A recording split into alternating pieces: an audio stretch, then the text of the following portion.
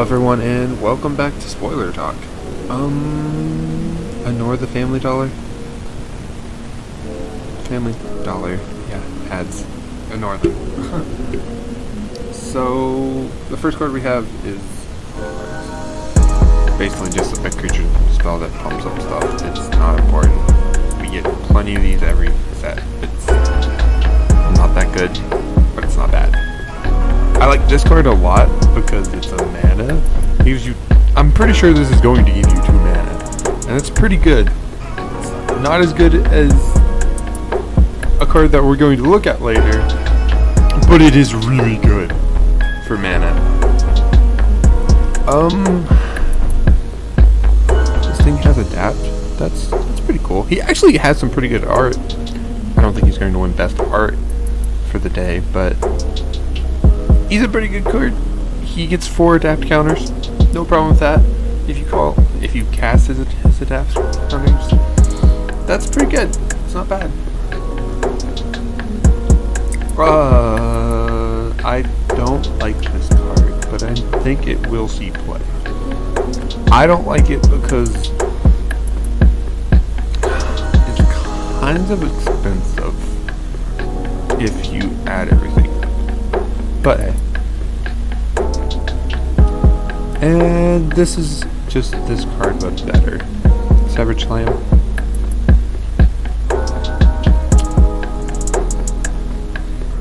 Because basically you're making them fight, and that's way better than this.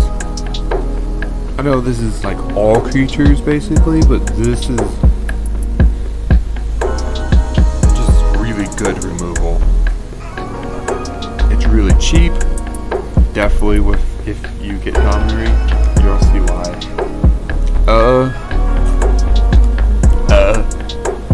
I feel like everyone hates me when I do that. I'm gonna stop doing it. Whenever becomes blocked, it deals 1 damage to the player or planeswalker. I like that a lot. Another way to this stupid ability I can't say because I can't say that damn word. And I'm not going to try it. But yes, I like this a lot. We'll get to this card in a minute because I still don't like how the Ghost Council is dead. Were they greedy old ghost? Yeah. Were they perfect in every way? Yeah. Who doesn't mind? It was more of an allegory of how stuff really does work in this world. In my mind they were, but hey. So you can give her Death Touch or you can give her +2/+2. But you'll probably give her both of these abilities.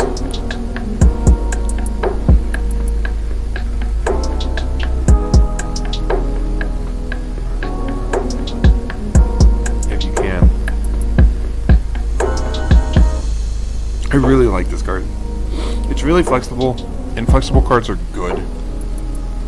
Something that a lot of people do know, hopefully. Flexible cards are really good, and this is flexible.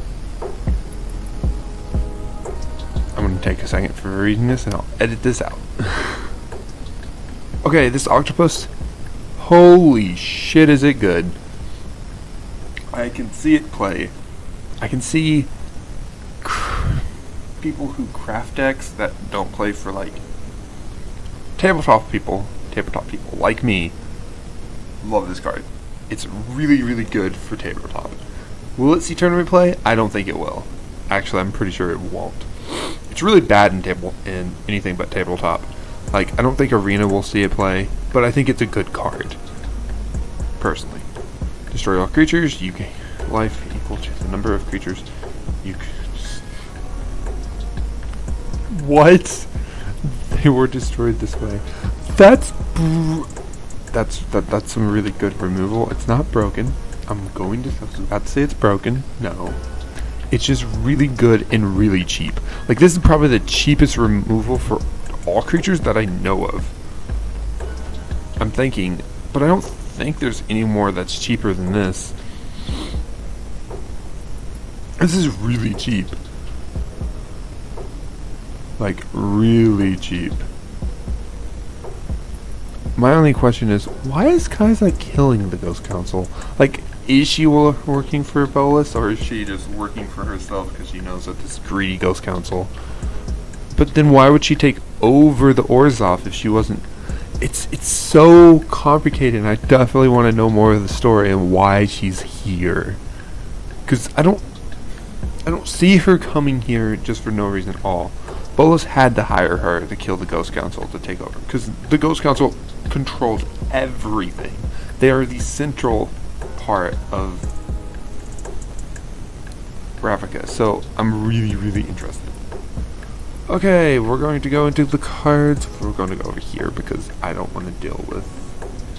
Basically, he can add mana, any one, a red orc, and I think that's really good. And if you spend a creature, it gains Riot. If you know my opinion on Riot, I think it's one of the best abilities that... I was about to say Riot has made, but it's Wizards have made. It's a really good ability. I think this right here just makes it OP. I really like this card a lot.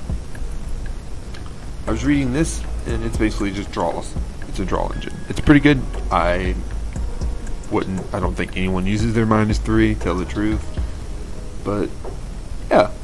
And their -8, his -8 is the best -8 I've seen it in a while. Like, this is probably one of the best Planeswalkers I've seen. It's definitely the best Planeswalker in this set, because all of his abilities are useful. And his -8 brings out 4/4 boars at the beginning of your turn and the end of your turn. That is really, really good. Like, I can see his price being really high. And for a girl player, this is what I wanted for Dominant. Also, he's the Chaos Bringer, and that's pretty freaking cool. I just hope he's not working for Bolas, because somehow, some way, almost every Planeswalker nowadays is just working for Bolas, but the Gatewatch, and I'm just like, okay, I understand, but can Dominate please not work? Can you just be upset of how things are going, and he's just like, screw this, they're trying to break the contract we wrote for my land, and now he's, yeah, I just want him to do something cool, and not become a villain, because Dominate is too much of a cool character to waste. But next is this Rakdos card. At the beginning of your upkeep, exile the top card of your library. Okay, I don't know how that's good, but we'll read the rest. I mean, it is really, really fucking good. And I said I wasn't going to swear, and I swear. Damn. Yeah, this is a really good Planeswalker. I would say that's probably one of the Planeswalkers. It's enchantment. Ooh, my brain's all... I'm sorry, I just woke up. And I had to make this video fast, because, yeah. This is a really good card. I can see it being played. Like, it's sweet. I like it a lot. Next is this card. Counter target creature spell. Place a 1/1 counter on up to one target creature you control. I like this card. I like this card a lot. Yes, the mana cost is kind of heavy for a counter spell, but it's good. It's really good. Creatures aren't the main thing out nowadays, it's more of enchantments and stuff, but I have a feeling that this set will make creatures more heavy, and this blue card will come in handy, so yeah, next is Sphinx. Vigilant hates spells that your opponent casts, target Sphinx, causes 2 more.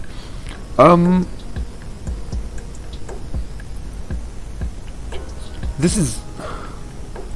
It's a good card, don't get me wrong. It's a good card, but I don't like it. I don't think it's good enough to be played. It might be played a lot. It might be like everyone's favorite creature, but...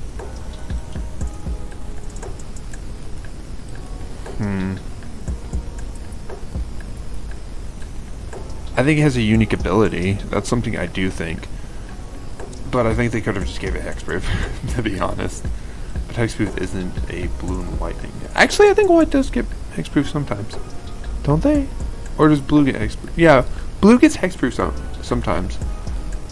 Blue and green gets hexproof. That's the colors for hexproof. But they could have gave this hexproof and it would have just been a lot easier to deal with.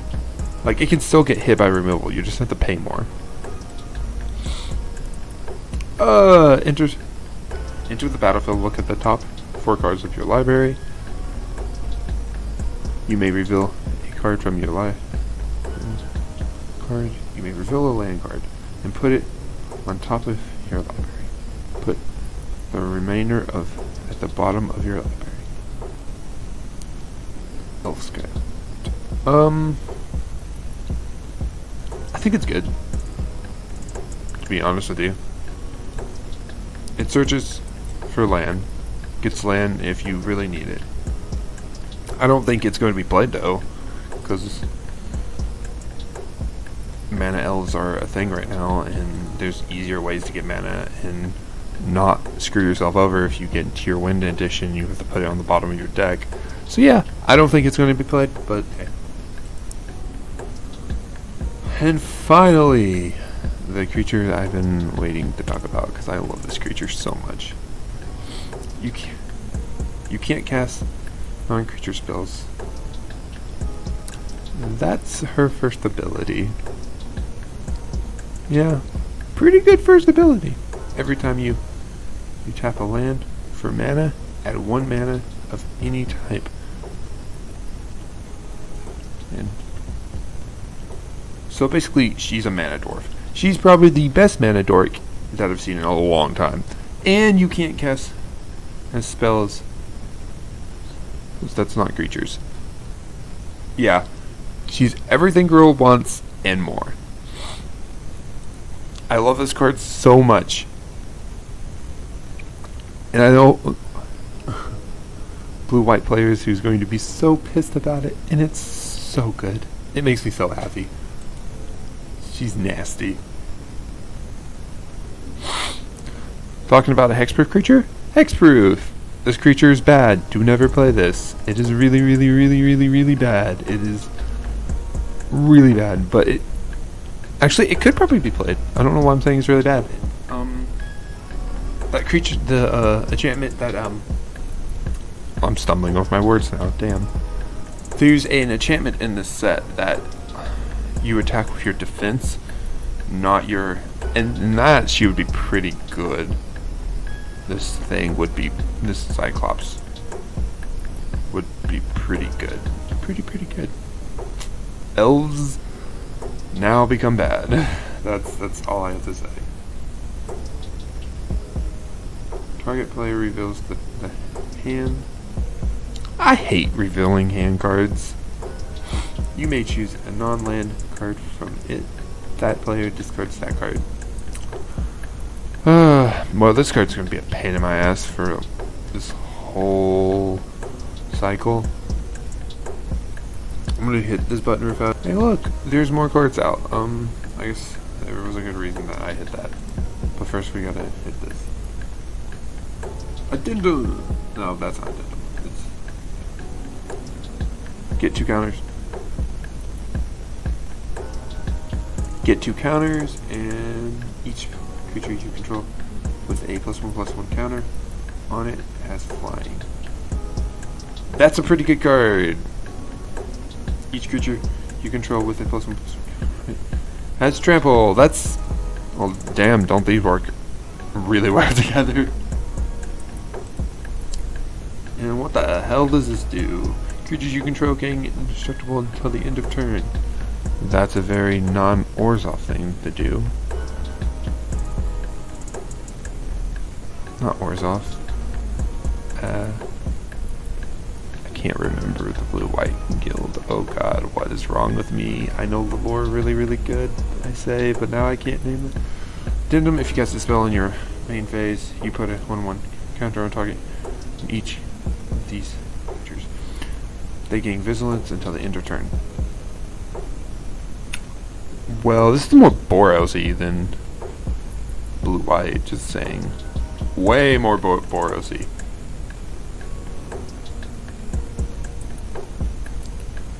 Just gonna say, Boros loves this card.